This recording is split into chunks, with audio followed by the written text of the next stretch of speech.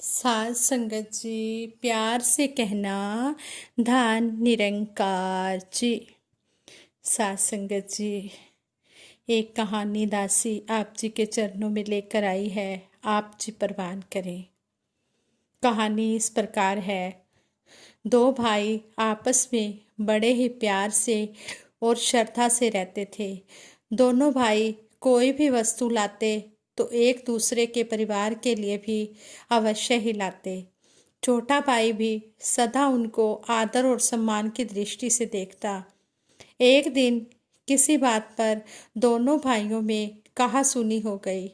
बात इतनी बढ़ गई कि छोटे भाई ने बड़े भाई के प्रति अपशब्द कह दिए। दोनों के बीच में दरार पड़ गई। उस दिन से ही दोनों अलग अलग रहने लगे और कोई किसी से नहीं बोला। कई साल बीत गए। रास्ते में भी जब आमने सामने मिल जाते तो एक दूसरे से नज़र बचाकर आगे चले जाते। एक दिन छोटे भाई की बेटी का विवाह आया। उसने सोचा कि बड़े अंत में बड़े ही हैं, जाकर मना लाना चाहिए। छोटा भाई अपने बड़े भाई के पास गया और बड़े भाई के पैरों में गिरकर पिछली बातों के लिए माफ़ी मांगने लगा और बोला, भैया अब चलिए और विवाह का कामकाज आप संभालिए। पर बड़े भाई ने उसके साथ चलने से मना कर दिया और उसने कहा कि हम आपके घर शादी में नहीं आएंगे। छोटे भाई को यह बात सुनकर बहुत ही दुख हुआ। अब वह इसी चिंता में रहने लगा कि मैं अपने बड़े भाई को कैसे मना कर लाऊं। शादी के बहुत ही थोड़े दिन रह गए थे और रिश्तेदार भी आने लगे थे। एक संबंधी ने बताया कि तुम्हारा बड़ा भाई एक संत के पास हर रोज जाता है और उनका कहना भी मानता है। छोटा भाई उस संत के पास पहुंचा और अपनी पिछली सारी बात बताई और अपनी गलती के लिए माफ़ी भी मांगी और गहरा पश्चाताप भी किया और संत जी से प्रार्थना की कि आप किसी भी तरह मेरे भाई को मेरे घर शादी पर आने के लिए मना लें। दूसरे दिन जब बड़ा भाई सत्संग में गया तो संत जी ने उससे पूछा, क्यों तुम्हारे छोटे भाई के यहाँ छोटे भाई की बेटी की शादी है? तुम क्या क्या काम संभाल रहे हो?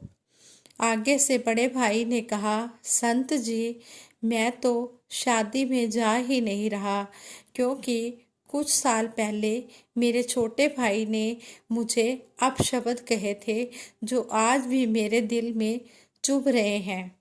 बड़े भाई ने ये बात संत जी से कही। फिर संत जी ने कहा, सत्संग के बाद आप मुझसे मिलकर जाना। सत्संग समाप्ति के बाद वह बड़ा भाई संत जी के पास पहुंचा। संत जी ने बड़े भाई से पूछा कि मैंने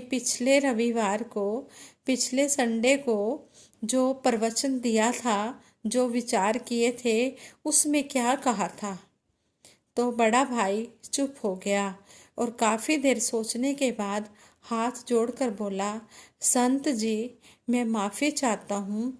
मुझे याद ही नहीं है कि आपने किस विषय पर विचार किए थे और क्या विचार किए थे।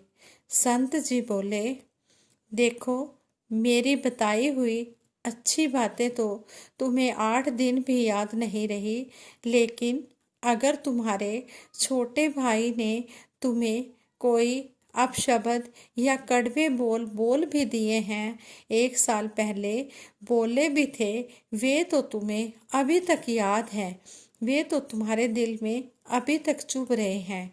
जब तुम अच्छी बातों को याद ही नहीं रख सकते तब उन्हें जीवन में कैसे उतारोगे, अपने मन में कैसे बसाओगे और कैसे अपना जीवन सुधारोगे? उन्होंने कहा कि अगर तुम वचनों को मान ही नहीं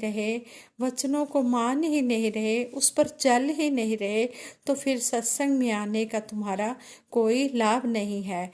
इसलिए तुम कल से यहाँ सत्संग मत आया करो। अब बड़े भाई की आंखें खुल गई। उसने आत्मचिंतन किया और स्वीकार किया कि वास्तव में ही मैं गलत रास्ते पर हूँ।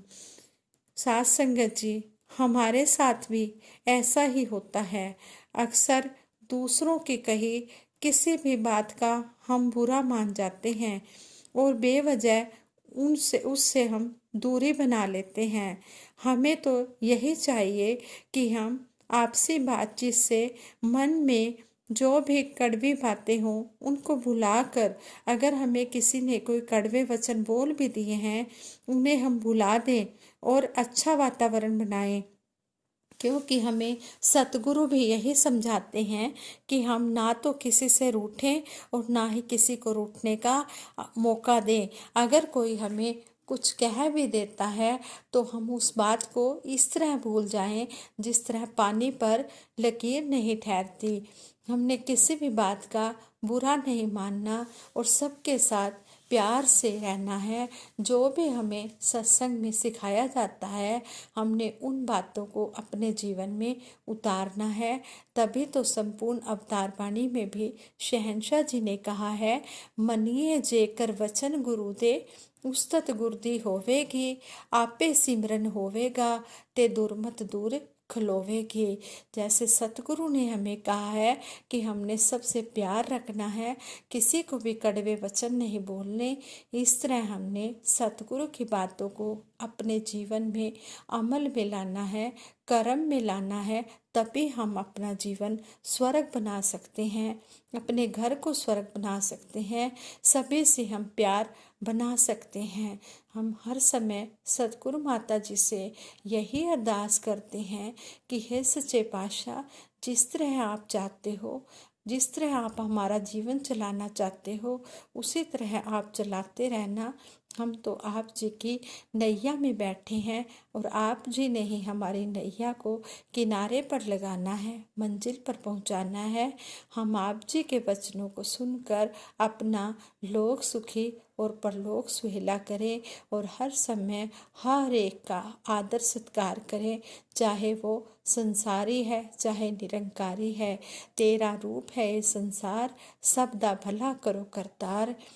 जिन्ने भी संत तेरे मेरी माला ते मणके ने, जदों ਇਹਨਾਂ ਨੂੰ ਤੱਕਦਾ ਹਾਂ इबादत हो ही जाती है। आज संगत जी, दासी के मुख से अगर कोई ऐसा शब्द निकल गया हो, कोई त्रुटि हो गई हो, तो दासी को क्षमा कर देना और सुमत बख्शना कि दासी जो भी बोले, जो भी वचन बोले आप जी को अच्छे लगे। दासी सिमरन कराएगी, आप जी परवान करे। तू ही निरंकार, मैं तेरी शरण हाँ, मैनू बख्श लो। तू ही निरंकार, मैं तेरी शरण हाँ, मैनू बख्श लो। सतगुरु माता सुदीक्षा सविंदर हरदेव जी महाराज की जय। निरंकारी राजमाता गुरु वचन अवतार जी की जय। साध संगत जी, प्यार से कहना, धन निरंकार जी।